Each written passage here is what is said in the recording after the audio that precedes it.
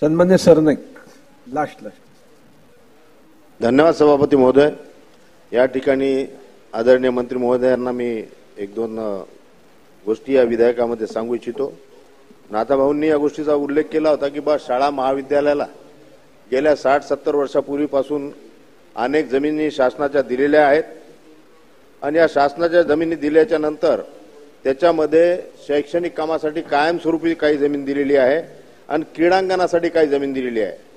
परंतु आज आपण पाहतो की ज्या 60-70 वर्षापूर्वी दिलेल्या क्रीडांगणाच्या जमिनी आहेत, शाळेला शैक्षणिक कामाच्या जमिनी कायमस्वरूपी दिलेल्या आहेत, पण क्रीडांगणासाठी दिलेल्या जमिनी आहेत त्यांच्या भाडेपट्टा जो लीज पट्टा म्हणतो आपण तो संपलेला आहे आणि तो संपल्याच्या नंतर आपण पाहतो की अनेक ठिकाणी नगरपंचायत झाली, नगरपालिका झाली, जिल्ह्याचं विभाजन झालं आणि त्या क्रीडाच्यासाठी दिलेली जमीन जी आहे त्याचा लीज पट्टा भाडेपट्टा हा वाढून मिळून राहिलेला आहे। त्यासाठी काहीतरी आपण या ठिकाणी शासनाचे आदेश काढून त्या जिल्हा अधिकाऱ्याला आदेश देऊन त्या ठिकाणी जर त्या जमिनी रेग्युलर करून दिल्या, क्रीडांगण लीज वाढवून दिलं तर एक अतिशय चांगलं काम या ठिकाणी होईल आणि अशा प्रकारचे अनेक निवेदन आपल्याला देखील संस्था चालकाची या संदर्भात आलेले आहेत।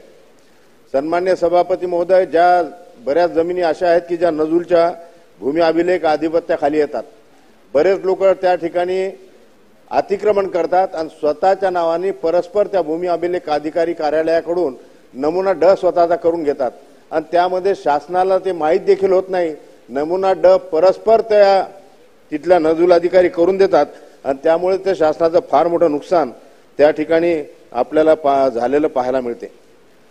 सन्मान्य मंत्री महोदय, अत्यावश्यक सेवेसाठीच आपण आता जमीन देत असतो, परंतु आपल्या इथे आमच्या जसं वाशिम जिल्हा बायफर्गेशन झाला, अकोलामध्ये होता पहिले, त्या ठिकाणी जर एनसीसीचं कार्यालय काढायचं असलं, शाळेमध्ये एनसीसीचा ट्रूप असणं आवश्यक आहे, शाळेमध्ये स्काउटचा ट्रूप असणं आवश्यक आहे, परंतु त्यांचं म्हणणं असं आहे की जर आम्हाला कायमस्वरूपी आम्हाला जर महाराष्ट्र बटालियनला जर जमीन मिळाली तर त्या ठिकाणी आमचं कार्यालय येईल आणि त्या जिल्ह्यामध्ये अनेक प्रकारचे ट्रूप प्रत्येक शाळेमध्ये आम्ही एनसीसीचे देऊ।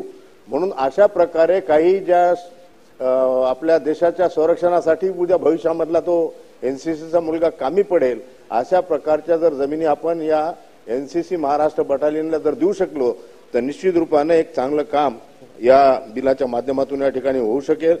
या ठिकाणी आपण पाहतो की शाळा ग्रामीण विकास मंत्रालयाने गिरीश भाऊ महाजन जेव्हा मंत्री होते तर ग्रामीण विभागातल्या शाळांना आपण टॅक्स माफ केलेला आहे।